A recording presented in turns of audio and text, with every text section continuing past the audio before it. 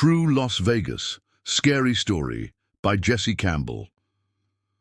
I was 23 years old when this happened. I'm 27 now, and there hasn't been a week that has gone by that I haven't thought about this trip. To celebrate our friend Andrew's 21st birthday, we were taking him on a trip to Vegas. He was always a laid-back and kind of shy dude, and we all knew that he hadn't yet done the deed. So we planned on getting him really drunk and to put it bluntly, get him laid. We checked into the Carriage House Hotel, which was one of the more affordable hotels that we could find. We had 2 separate rooms, as there were 7 of us in total. There were 4 of us in the room that I was in. Andrew was in the room with us. The first thing we did was eat, of course, as we were all starving. The smell of greasy burgers and fries filled our nostrils, a welcome relief after the long drive. We then hit the casinos, just to say that we did it. Out of the 7 of us, only 1 of us left with more money than entering. The flashing lights and constant chiming of slot machines created a dizzying atmosphere. We checked out a bunch of different bars, and as the night went on, things got more blurry and everything got funnier. We got into a nightclub that was going wild. The bass thumped through our bodies, making it hard to think straight. We caught 2 of our friends, John and Eddie, walking out with girls. They shot us the about-to-get-lucky look, and we understood. The rest of us were trying to pressure Andrew into approaching a girl. But even in his drunken, somewhat loosened-up state, he was still too shy to approach anybody or even dance. We got to the point where we were desperate to find somebody for Andrew. I could feel the frustration building in my chest, mixing with the alcohol-induced haze. We could already foresee that he wouldn't meet any girls at this rate the whole trip. We left the club in search for a working girl.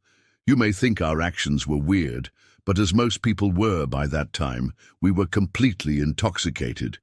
We approached a girl walking alone, acting like a couple of idiots, asked the girl if she would be interested in hanging out with our friend Andrew, who was very noticeably not quite as messed up as us, but still intoxicated nonetheless. The girl wasn't anything special. I could say that even in the state I was in, but we wanted Andrew to have a good time. I don't quite remember what she said in direct response to me, but I remember her voice being slightly deep to the point that I looked at my friend. I also have the slight memory of her analyzing Andrew from head to toe. The streetlights cast eerie shadows across her face, making her features seem almost unnatural. Again, I don't remember what she said, but it led to her grabbing Andrew's arm and the 2 of them walking off down the sidewalk. We laughed, as we could see how awkward Andrew already felt. None of us thought it was weird what just happened, though. But just out of curiosity to see what was going to go down, we decided to trail behind them. The cool night air started to sober me up slightly, and a nagging feeling of unease began to creep in. They didn't seem to exchange any words. In fact, it appeared as if the girl was pulling him. We followed for about 15 minutes. I would guess it could have been much longer, but I wouldn't really know. It was a darker and quieter street. The 2 of them stepped into what we assumed was an apartment building, and we all left. The silence of the street was broken only by the distant sound of sirens, adding to the growing sense of foreboding. But we were so proud and happy for him too. There was no point in us waiting there, so we went back to the club. At around 2 in the morning, we headed back to the hotel. Andrew wasn't in either of the rooms. The empty bed where he should have been seemed to mock us, a stark reminder of our questionable decisions. I was starting to sober up a little, and a bit of concern began to arise in me. John and Eddie, who weren't with us earlier, were shocked to hear about what happened. We all kind of assumed Andrew was just spending the night with the girl. Still, it was out of character for Andrew doing anything like this, so it was just weird. The words of my grandmother echoed in my mind. Seek refuge in Allah from the evil of that which He has created. Quran 1-13-2. I texted him and tried calling him. He never answered, but my friends told me to relax. I crashed minutes later. I woke to a ringing sound. The shrill noise pierced through my alcohol-induced slumber, sending a jolt of adrenaline through my body. At first, with my mind still in sleep mode, I assumed it to be an alarm clock and tried tapping at my phone to turn it off. As my head began to return to reality, I realized the phone was ringing. It was Andrew's number. I literally felt my heart drop for whatever reason. The room suddenly felt colder, and I could hear my own heartbeat pounding in my ears. I told my friends who were already awake from the ringing. I answered and was greeted to heavy breathing on the other end. It was Andrew, and he sounded as if he were having some kind of panic attack. I put him on speakerphone so everyone could hear. The ragged sound of his breathing filled the room, sending chills down my spine. Andrew began whispering into the phone. Most of it was incomprehensible, but we made out some of what he said. We heard him whisper, "It was that woman. Guys, you gotta get over here right now." We tried to engage him, but he wasn't answering anything we were saying. His voice was trembling, filled with a terror I had never heard before. The other end went silent. We were all basically screaming into the phone, asking if he was all right, where he was, what was going on. I was already shaking in my skin at that point. But what happened next only made it 10 times worse. The silence on the other end was deafening, broken only by our own panicked breathing. Something broke the silence on the other end. The sound of a door being opened with force, followed by the shrill and horrific screaming of Andrew.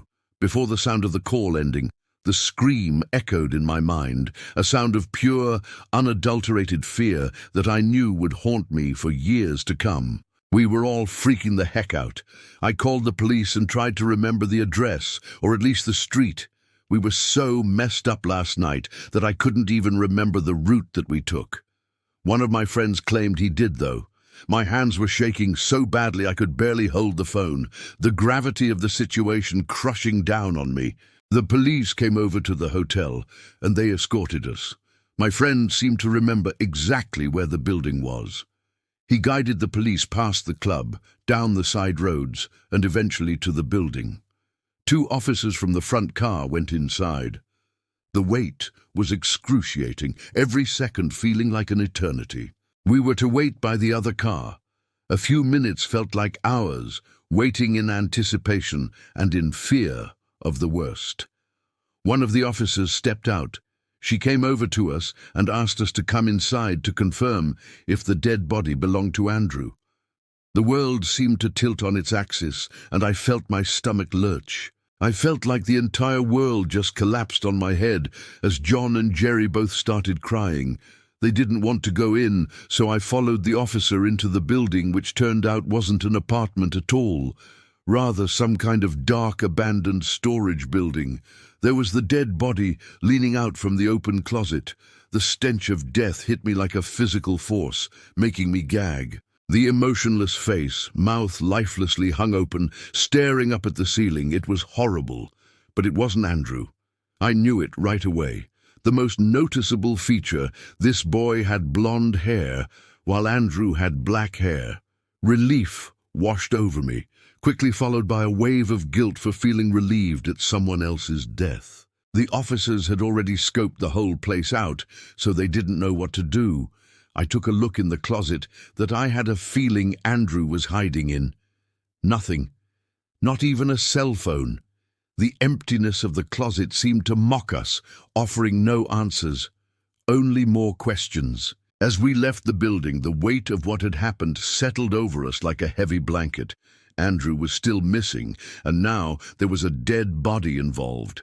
The Las Vegas Strip continued to sparkle in the distance, oblivious to our nightmare. I couldn't help but wonder, where was Andrew? What had happened to him? And most chillingly, who was that woman we had so carelessly entrusted him to? The questions swirled in my mind, unanswered and terrifying. As we made our way back to the hotel, I found myself whispering a prayer I had learned long ago. Allah is the best protector, and He is the most merciful of those who show mercy. Quran 23, 1-18. But even as the words left my lips, I couldn't shake the feeling that our Vegas adventure had taken a turn into something far darker than we could have ever imagined.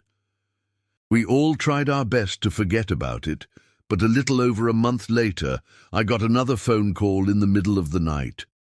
I picked up, hearing nothing but static at first.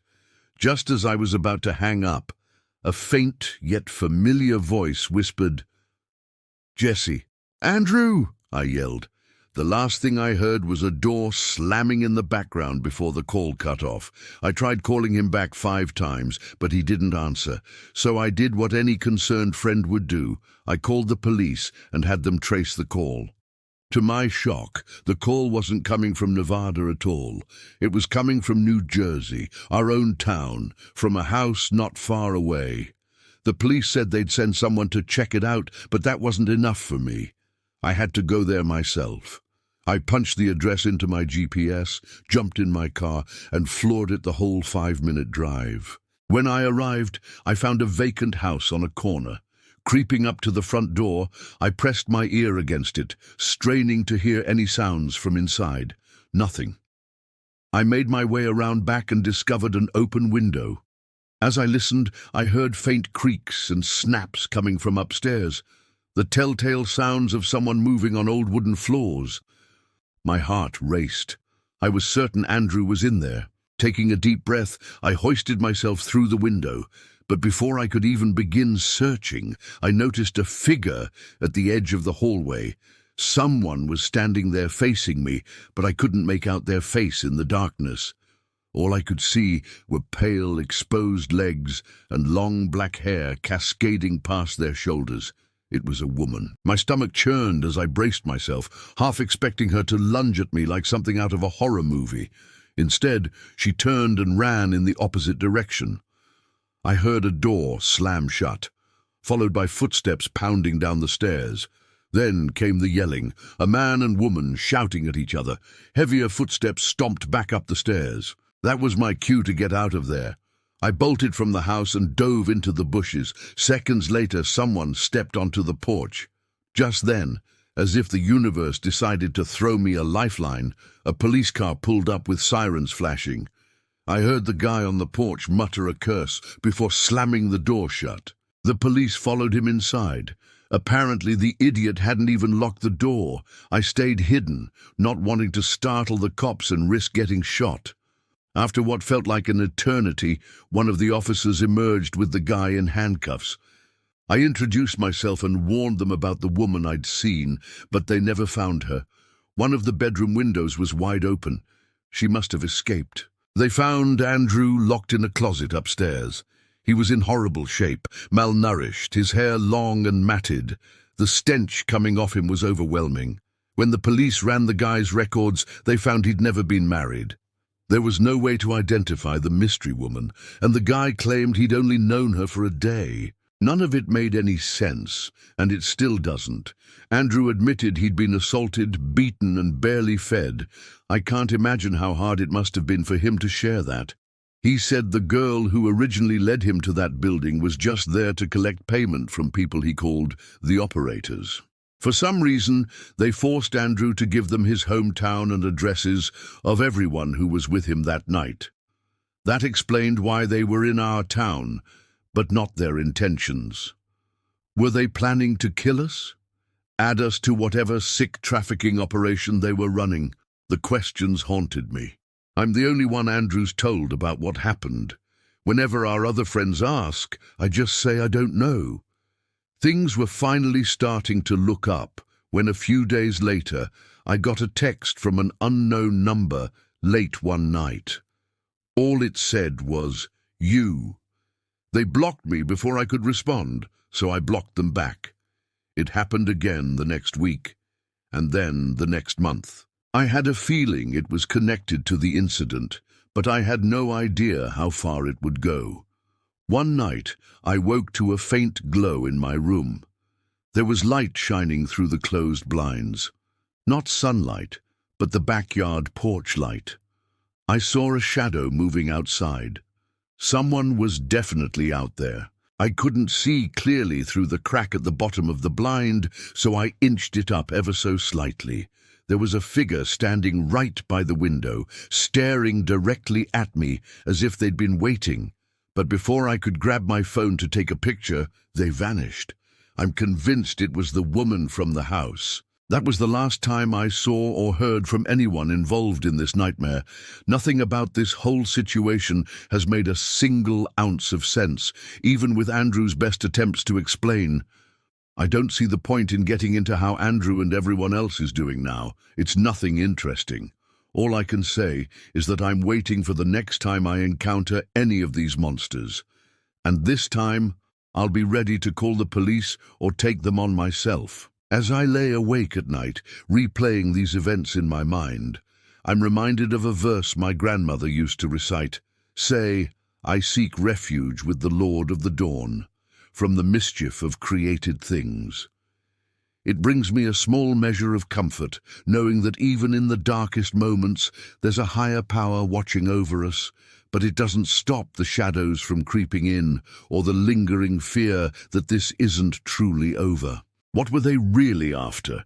Why did they let Andrew go, only to keep tormenting us?